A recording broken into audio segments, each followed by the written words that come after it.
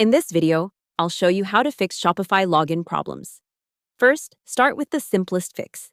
Make sure you're signing in the right way. Shopify says you can log in through the normal Shopify login page, or by opening your store's custom domain or myshopify.com address with /admin at the end. If you have more than one store under the same email, Shopify may also ask you to choose which store you want to access after signing in. If your password isn't working, use the Forgot Password option on the login page. Shopify says password recovery works by entering the email address tied to your Shopify account, then following the reset link sent to that email. To complete the reset, you also need access to any extra security method on the account, such as two-step authentication. If the problem is your two-step authentication code, there are a few things to check. Shopify says SMS codes can fail if your mobile device time is wrong, if your phone needs a restart, or if your carrier is not delivering messages properly.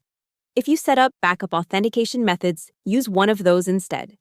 And if you saved your Shopify recovery codes when you turned on two-step authentication, you can use one of those to log in as well. If you can log into the store but one of your staff members can't, the store owner can reset that user's two-step authentication.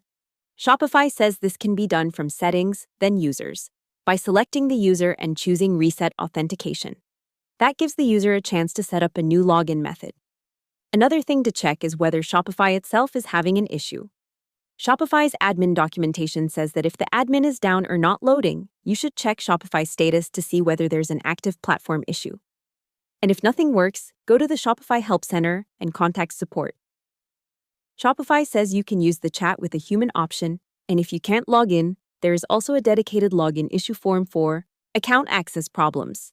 So the best order is check the login URL, reset the password if needed, troubleshoot two-step authentication, use recovery codes or backup methods, and contact Shopify Support if you still can't get in.